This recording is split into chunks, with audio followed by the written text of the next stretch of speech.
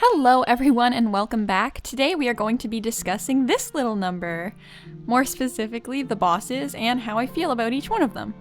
I wanted to preface this video by saying I actually suck at games like Cuphead. My coordination ain't it, but I am a grinder so I can get her done. My criteria for each boss was how learnable I felt it was and how long it took me to get an A- score or higher. I originally wanted to account for any bullshit, but once I got into playing Cuphead, I realized that it's very skill-based, so I nixed that category altogether. Also, by the time I was recording this video, I had already beaten almost every boss on the regular difficulty at least once. So in this video, I have the Shadow Dash thing for like the entire time, like even when I'm doing like the Island 1 bosses. Which was when I was trying to get an A+ score. So you might consider that cheating, but I know my limits, so I am using it. So let's get into it. So in my opinion, the easiest boss in this game is the root pack. There's 3 phases: the onion, potato, and the corn. The patterns are pretty simple. There's never there's never too many crazy projectiles on the screen. And I got an A+ on it last year, like the first time I was playing Cuphead, and I was way worse at Cuphead last year than I was this year, so I know that this one is the easiest. It's the first boss though, so what would you expect? It took me about 2 minutes to get a ranking on this one, but I have gotten the A+ in the past, so yeah. I also love vegetables, so they were like my favorite. I like the crying onion, he's silly. That brings me to my number 2 spot, which is Hilda Berg. So this fight, in my opinion, is one of the easiest telegraphed fights in the game. I find it so simple, especially considering the parries aren't even that difficult to get. I was gonna say, like, honestly, it kind of feels like there's like a separate category for like how easy is this fight to beat and how easy is it to get the parries necessary on this fight, because some of them, like, I was literally taking hits just trying to get the parries because like, but anyways, I am angry that it took me 20 minutes to get an A on this level. But I will blame it on the fact that when I had been doing this particular boss fight, I had been awake for 38 hours straight. So I'm like, kind of like, maybe it wasn't skill, maybe you're just sleep deprived. If I'm being super duper candid, which I will be, because I am the first to admit that I suck at video games, this boss actually took me the longest to get the A+ on all of the Island 1 bosses. But I still ranked it as the second easiest because it's my video and them's the rules. And that brings me to Goopy Le Grande. He's, again, just like the root pack, he's a very learnable boss. He essentially has one attack pattern for 2/3 of the fight. He just jumps up and down, and as long as you aren't under him when he lands, the fight is easy peasy lemon squeezy. It took me 12 minutes to get the A+ ranking. I only recorded the B+ rank fight, but I have proof. Next up is Ribby and Croaks. In terms of learnability, this one is also pretty simple with the patterns. The first few phases are pretty easy with just like, you know, the flies that you shoot and like the arms, you know. It actually took me a bit to get the parries on this fight. This was one of those fights that I was talking about where it's like the parries were another thing, which is probably why it took me a little bit extra time to get like the A+. But it wasn't until the last phase where the execution of patterns got a little bit tricky for me. I had a little bit of difficulty with getting the timing of the tiger section down in the 3rd phase. But honestly, this fight is really all about positioning, and once you figure out the optimal positioning for each phase, the fight is pretty easy. It took me 15 minutes to get a grade of B- and an extra 30 minutes to get my desired A. I decided to put this fight away for the evening, and then the next morning when I tried it, it took me like 8 minutes to get the A+. So, you know, there you have it. And that brings me to the last fight on Island 1, which is Cagney Carnation. I love this fight so much. I think it's really fun and creative, and it's still a bit challenging, but everything is fairly telegraphed in every phase. This one's definitely the most challenging of the first island fights, but it's still at a difficulty level that I find very fun, and I was still able to get like the A+ on it. And also, the music in this fight is so good. I feel like the music for this one is the one I heard the most when Cuphead was like going around, like when it was really popular when it first came out. But I understand why, because it's really good. All the music's really good, but this one I really like. I did forget to time this one, but I think it took me about 20 minutes to get an A, and then only an extra 14 to get the A+. And that brings me to Island 2. I think the easiest fight on Island 2 is Djimmi the Great. I remembered struggling with this boss fight a lot when I first played Cuphead, But on this run through, I actually found the airplane fights to be much easier. The first 3 phases of the fight are super simple, very easy patterns to follow, and pretty easy to get the parries as well. I think the fourth phase with the marionette is the most difficult, but once I remembered that you could go into small plane mode, I found it to be so much easier. I actually think the first time I played Cuphead, I forgot that you could turn into a small plane, which would make sense as to why I remember all the plane fights being so difficult. I also unlocked one of the secret phases during one of my attempts to do this one, but I died, so I don't really know what that's about. But like literally, instead of like the phase with the marionette, he becomes like a little marionette, and like the marionette and the 5th phase happens. It took me about 30 minutes to get an A- score on this boss, and it was at this point in the bosses that I gave up on trying to get the A+ specifically and just went for an A- or A score, because originally I was trying to get A+ for all of them. Which brings me to the last boss I was able to get the A+ on, which was Baroness von Bon Bon. The first half of this fight is pretty simple. You'll hear me say that a lot at the start. Basically, she sends out various confections to do her bidding. So I thought it was pretty easy unless it was the fucking cupcake. Dude, I saw the cupcake in any slot besides the first phase, and I knew it was Jover. Like, I did not understand the cupcake, because basically once you get to the 2nd phase of confections, she's also sending out these little jelly bean guys who are like also in your way, and like I wasn't able to like get the parries with the cupcake being like in the 2nd phase, so like it was Jover. If the cupcake come out, I just hit retry. I couldn't do it. The second half involves her chasing after you with her house, and I did have a bit of trouble with this section until I remembered that I have the chaser shooter, and then I could just like walk around and not have to stand on the floating thing to hit her, and so then it was fine.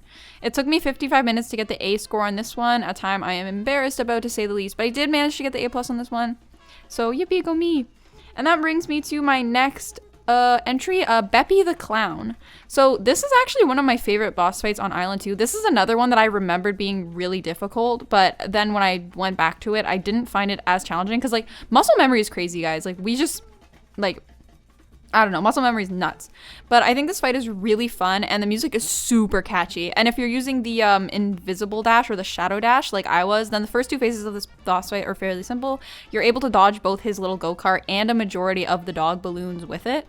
I think the 3rd phase is definitely where it gets a little bit more tricky with the incorporation of the projectiles, Beppi himself, and the roller coaster. Like all these things, like all these moving parts where you can like accidentally make it so you can't get out of a situation without taking a hit. But if you can get past that phase, then I think phase 4 is again fairly simple. It took me 13 minutes to get a B+ score on this fight. Honestly, the time was the main reason I put it beneath the next entry on this list. And other than that, I feel like these 2 are fairly interchangeable in terms of difficulty. So that brings me to number 9, Wally Warbles. People, I shit you not, when the music came on for this boss fight, I got PTSD flashbacks. This one took me like 3 straight days of trying to get, like last year when I was originally trying to play Cuphead. Like, thankfully, muscle memory again is my best friend here, so it didn't take nearly as long, but still. Despite this boss fight being my kryptonite last year, it was not this year. The first 3 phases are again fairly simple. You just have to dodge the projectiles in a set pattern. For me, the 4th phase, when the little bird comes out, is when it gets a little bit tougher. I don't know why I have so much trouble with positioning for that phase, but I do. I think it's something about like the way it's going in and out makes me misjudge how much space and time I have to get through, and it just like fucks me up. But thankfully, this fight offers you a lot of parry opportunities, so you can charge your super meter a lot with those, and you can use your special, which makes the phase fairly a little bit easier. The last phase is also pretty simple, but I felt like I wasn't doing damage when I should have been for certain parts, which definitely hurt my time score. I think my biggest challenge with the last phase was like 90% of the time I would go into it with 1 hit point because I would fuck up like the little bird phase so hard. But yeah, it took me 20 minutes to get a B score on this boss, but because I already had the A- from it, I settled because, again, PTSD flashbacks, guys. And that brings me to, I'm actually jumping a little bit to Island 3. That brings me to Cala Maria. So I remember this fight being very difficult, like I said about all the plain ones. I actually remember this boss fight being the struggling struggle fest of all struggles. But I did it this time and it was very easy. I'm actually starting to suspect that I didn't know that I could turn small during these boss fights, because that's like the only explanation I can find for why I remember them being so difficult. But yeah, first phase is just dodging a bunch of projectiles, and second phase is the same deal, except now Miss Maria will periodically turn you into stone. The last phase got a little bit tricky for me with the looming corridor of death in combination with the projectiles and getting turned to stone, but as long as you position yourself in a way that you have recovery time from getting stoned, you'll be a-okay. It took me 10 minutes to get an A- score on this one. Next up is Sally's Stageplay.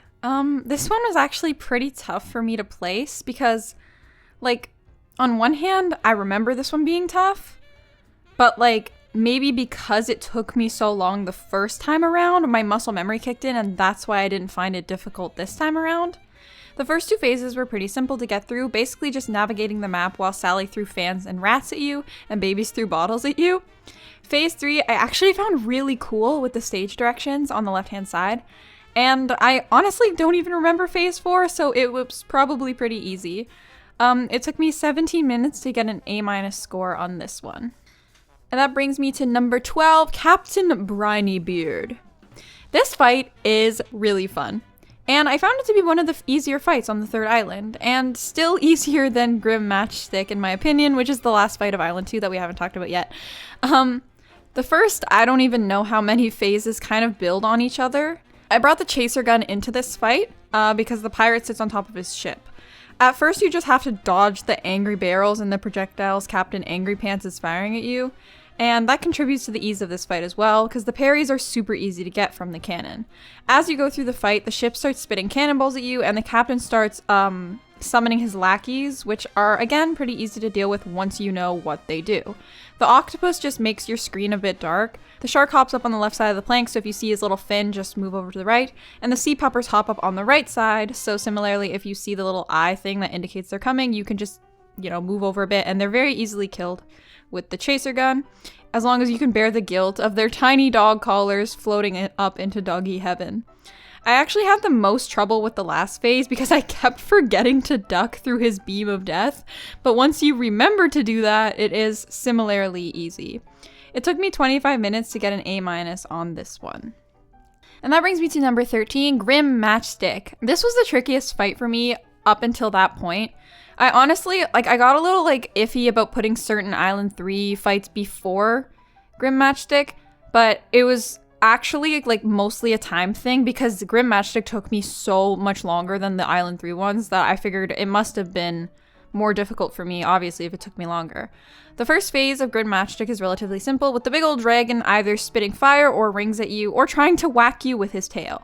All of these are pretty easy to dodge, but I kept taking hits stupidly while trying to get the parries I needed to get the A score. So it wasn't because it was difficult, but I kept taking damage because I sucked a little bit. Phase 2 kind of tripped me up at first, but basically you jump from cloud to cloud to avoid little fireballs. And once you get the pattern of jumping getting away from his fire that he spits, and then once you get into the habit of listening for the little noise that the fire guys make before they jump, that one's also pretty simple. But oh my god, phase 3 was the bitch that just kept kicking me down when I was trying to do it with the pea shooter. It wasn't until this point that I had switched my guns. I remembered beating this one last year with the pea shooter gun, but I was just having so much of a difficult time that I just decided to look for a different one.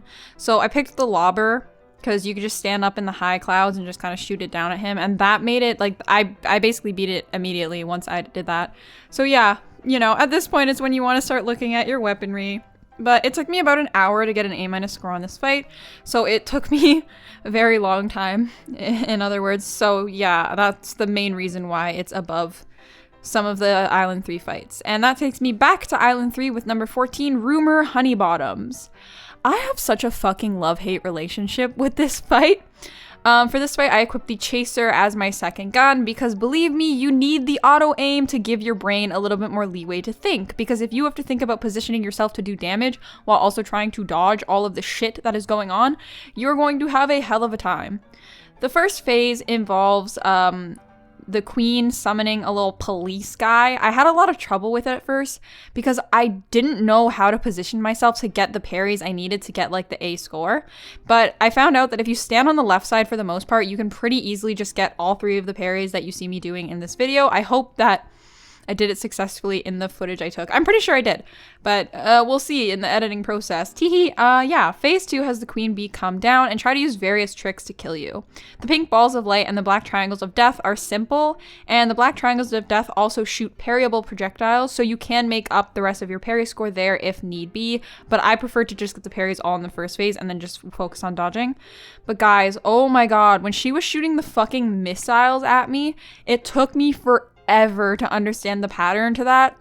Like, literally, in the run I'm showing you, which is my A run, unless I somehow managed to get the A+ on this fight since then, I literally got through that part, like, with the bombs, and I was just like, holy shit, I didn't take damage. Like, I didn't even know how I did it. It just, like, my brain just did it, because like up until that point I literally did not think I'd be able to get the A grade on this fight, simply because I could not get through the second phase without taking like at least 1 or 2 hits of damage. The last phase has her turning into a giant plane, and that phase is also pretty simple. The attacks are very well telegraphed, and honestly, if it wasn't for the missile spitting phase, this boss would be much lower on the list. But yeah, it took me about 30 minutes to get an A score on this fight. And that brings me to number 15, Werner Werman. This one took me so long to learn originally. Thankfully, muscle memory, again, like honestly, the unspoken hero of this video, it blessed me. It didn't take as long this time around, but I still had to like put it up there for my initial struggle, because like I felt like if I put it any lower than 15, it would have invalidated the struggle I did have the first time I tried to get through it. The first phase has 3 different projectiles: the cherry bombs, the garbage spatulas, and the charge. If you have the shadow dash on like I did for almost all of this video, the charge is whatever. The cherry bombs were the trickiest for me to get down, but basically just remember that once they hit the ground, they explode into more bombs that run around the ground, and you're fine. The trash spatula was my favorite move because you get parries off of it. The second phase I almost always took damage for because the bottles on the side were always like hindering my movements. Like jerks. Phase 3 with the cat took me the longest to get down because I almost always went into it with 1 HP. But when I got the rhythm down with the cat paws, and also I realized that you could kill little ghost things, which I didn't know about until like just now, I found it to be a much easier time. It took me about 30 minutes to get an A on this fight. Okay, and at this point, those are all of the bosses that I had beaten before, like last year. The rest of the ones on this list, I actually stopped playing the game because I could not finish them. So that brings me to 16, which is the Phantom Express. The Phantom Express was always a difficult one for me because of the second phase. I brought the pea shooter and chaser into this fight originally, but I do plan to try it again with some different weapons to see if I can improve my time score. The first phase is relatively easy with the Phantom throwing eyes at you. Really the only challenge is making sure to parry the pink candies the flying pumpkins are dropping down to make sure your cart doesn't move. The key to the second phase is staying in the middle for most of it. Basically, you want to make sure you can move under the skeleton head as quickly as possible, which is best done from the center. Again, the biggest challenge for me was the pumpkins with the candies for this phase.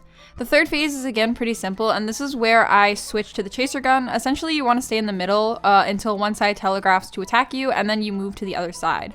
The little ghosts, the little pumpkins are switched out for little ghosts, and they can get annoying if they're left unattended, so make sure that you pop them as well, but watch out for the pink balls they drop. The last phase is pretty simple. Again, I used the chaser, and essentially you just parry the tail thing to expose the heart, which will lead you to your victory. Seeing as this was one of the 2 boss fights I couldn't do at all last year, I had to rate it at as high as such. It took me almost an hour to get a B+ score on this one. I have not gone back to see if I could get the A because I was lazy. So this is the only fight outside of the final boss that I don't have an A on. But yeah, that brings me to number 17, Dr. Kahl's robot. This was the hardest fight for me on all of the islands. Like, this one, you have to be so precise for this fight. It took me 20 minutes worth of attempts just to get past the first phase for the first time, because there's just so much going on. Like, I think that's also what makes this fight really fun though is that there's a lot of there is a lot of patterns to remember and get down. There were so many times when I would be doing really well and then I would like lose focus and like immediately die. So this one was one of those fights that like took all of my brain power. The very first part of the fight has 3 separate targets: the head laser, the chest parry laser, and the bottom little rockets. My strategy was to take out the little rockets first, then top laser, then middle parry. My logic behind that was the longer you're able to parry, the more supers you can get. Once you take out the bottom rockets, you have to stick near the bottom so you can dispatch of the bigger bombs, which I found slightly more annoying, especially when left unattended. The second phase I skipped by turning into La Bomba, and the third phase is really simple if you can get the pattern down of the projectiles. I typically dodge 2, then move forward, and that was what I counted in my head. I don't know if it's helpful to anyone. By the end of it, I found the fight to be much easier than when I started, but because it took me so long to pick up on the tricks of the fight, it still was the hardest one for me thus far. It took me an hour to get an A- score on this fight. And that brings me to King Dice. So, okay, little story time. I have a classmate of mine who I told I was playing Cuphead, and they were like, oh, I really like Cuphead. And I was like, oh, you played it? And they were like, no, because they're not a gamer. They were like, no, I watched like the cartoon. And I was like, oh, okay, that's cool. I've never seen the cartoon. And they were like, yeah, my favorite character was like that dice guy. And I was like, what? And then she was like, oh, the one that like took their souls. And I was like, you mean the devil? And then she was like, no, like the dice guy. And I like completely did not know. Like I completely forgot about King Dice because like this is the same file from last year. So I haven't like watched the actual like what's going on in the game since last year. But then I got to him and I was like, oh yeah, this guy. But yeah, he is an endurance test. King Dice was tricky because like it was tricky for me to even place it somewhere on this list because like in terms of skill level, none of the phases are really that difficult. But it's also such an endurance run that if you're someone who tends to take stupid damage for no reason other than the fact that you lose the ability to play the game sometimes, then you might have struggled with this fight like I did. Also, as I mentioned in the past, I didn't realize that you could time the pink dice to stop when you wanted it to. So like until like after attempting for 3 hours, I was like, I realized that, but like during those 3 hours of attempts, I was literally doing almost every single one of the 1 to 9 dice rolls before going into King Dice. Like I got to the point, I'm literally at the point where I can get through every single one except for number 9 with that stupid fucking monkey who I hate more than anything in the world. I can get through every single one without taking damage. Like the only ones that I'm iffy on are the cigar. Sometimes I like fuck that one up. So 3. The racing horse, so 6, and then the monkey at 9. The monkey's the worst. Like the cigar is typically fine, and then like the racing horse I'm usually okay for as well. But like all the other ones I could get through without taking damage. But yeah, then I realized it and I was like, oh my god. But yeah, so my equipment for this fight was the pea shooter and the chaser, and then the shadow dash, of course, and then the invincibility alt instead of my typical energy alt, which actually did help a lot because the very last phase with King Dice himself, oh my god, he only has 1 move, and it was fine enough. Like basically like he like sends out these cards and you have to like parry them and like to jump over them, and I was fine when it was either the first or second or third. First or second. It was like whenever it was the cards that you could like jump on from the ground, it was fine. But when it was like the 3rd or 4th one where you literally couldn't jump that far, so you had to like jump up, dash, and then parry it, like I could not do that without taking damage. I took damage every single time. So the invincibility like was what made it so that I could get through the fight. And like this is like a little bit like of a side note, but like when I play games with bosses sometimes I need to like take a break from them because like I get like my heart races like when I'm doing them because I get like really nervous and like really excited like when I'm doing them and like when I'm like, because it's like a challenge, you know, and like you're about to do it, so you're like, oh my god. So King Dice was actually the first boss in the game that I actually did have to like be like, okay, no, this is your last attempt. You're gonna put it away after this and you're going to try it again tomorrow, because otherwise I would have stayed up all night just trying to do this boss. But yeah, I tried it again the next day and I did beat it, and yeah, it earned its spot at the top, even if the nature of the fight itself wasn't too difficult. I'm not too sure how long it actually did take me. I did get the A- score on it. I think probably like if 3 hours before, like probably close to 4 hours, 4.5 hours. And that brings me to the devil. it felt only right to put the devil at the top because he's the final boss. In my opinion, this fight is the most challenging in the game, which was probably intentional, seeing as it is the final boss. In my opinion, the most difficult phase is the first one, and I hate boss fights like that because it's like, But yeah, the devil has 4 main attacks that he uses during his first phase, one in which he claps his hands together, which you can either jump or jump shadow dash combo over, one where he makes his head like kind of snake along the screen, and you can dodge it just by going to the other side. I actually didn't like that move because I found that like, if like one of the little devils that he sends across the screen is like coming out just as like he's coming there, like I had a really tough time like not taking damage if it lined up that way. Then the next move is one where he turns his head into like a spider, which is pretty easy to avoid. I had no issues with that move.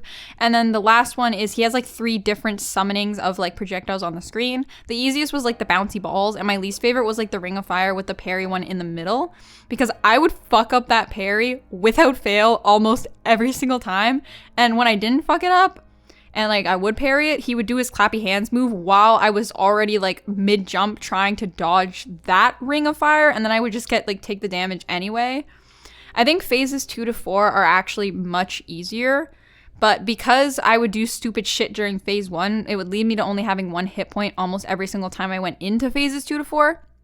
And like when it got to the point where I was consistently making it past phase 1 with full or 2 hit points, then I would like lose the ability to play the game and I would fuck up during phase 2. That's my biggest issue with like boss fights that have like the phase 1 be the hardest, because it's like, oh my god, I know that if I could just get through phase 1 with, you know, like 2 hit points, I could do the rest of the fight. But then I finally do get through phase 1 with 2 hit points, and then I just take a stupid hit during phase 2, and then I'm just like, oh my god.